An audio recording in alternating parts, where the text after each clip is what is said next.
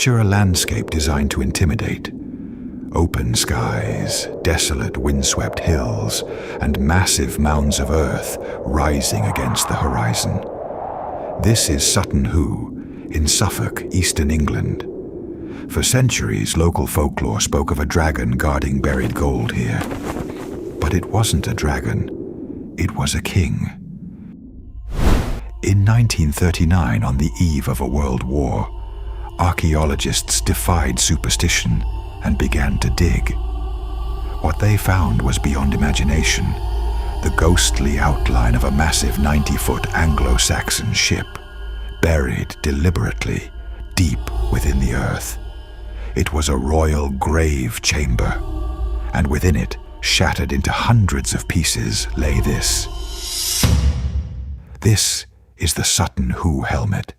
It is, without doubt, one of the most astonishing artifacts ever found in Europe. It's not just a helmet, it's propaganda, a statement of power.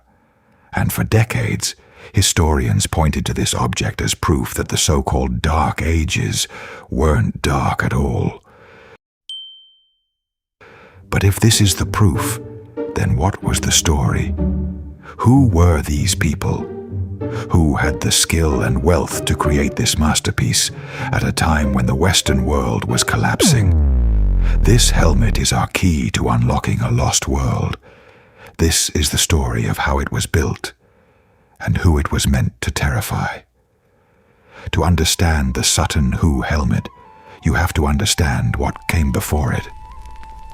In the year 410, Rome did something unthinkable.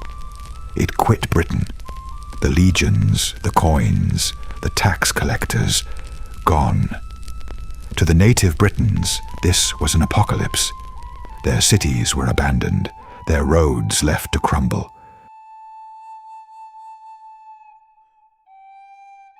For close to 100 years, the landscape was shattered.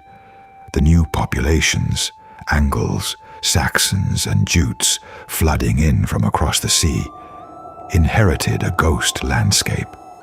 They moved into the ruins, built wooden shacks over grand stone foundations, and had little concept of building in stone themselves.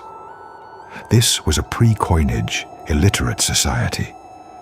Their art was mostly functional, simple brooches, buckles, and pottery. The Roman majesty was gone, replaced by tiny warring river valley kingdoms. So, how did this shattered world produce this? The answer lies in two places: trade and terror.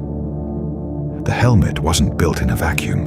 The Anglo-Saxons were master craftspeople. But the techniques, the cloisonné garnets, the fine sheet bronze, were adapted from luxury goods trickling in from the continent, and even as far away as the Eastern Roman Empire. Building this helmet was a monumental engineering project. It required a master smith, leather workers, and a jeweler. Thousands of hours of skilled labor. The iron shell was forged, then covered in tinned bronze foil, which would have gleamed like pure silver in the sunlight. The intricate designs, dragons, serpents, and warriors, were pressed using carved dies. It was a masterpiece of terrifying intimidation. And it was buried, perhaps, with the man who commissioned it, a ship king. Someone who commanded the seas, who collected tribute, and who used this object to cement his divine right to rule. This burial, Mound 1, is a statement. It says, "The king is not just a man, he is a lord, a protector, and he will rise again." This isn't just history, it's the foundation of England itself. The stories of Beowulf and the dragon hordes, the heroic figures of the sagas. This is the world they came from. These weren't barbarians. They were a people who took the broken pieces of a fallen empire and with fire, gold, and blood forged a new kingdom from the ashes. The Sutton Hoo helmet is more than metal. It's a mirror. It reflects a pivotal, desperate moment in time. when the world as they knew it ended and a new one began. When the art of Rome faded, the artistry of a new era took flight. We're exploring the lost worlds of history on this channel, so make sure you're subscribed and hit that bell. Next week, we'll uncover the secret message hidden inside the Vikings' favorite weapon. See you then.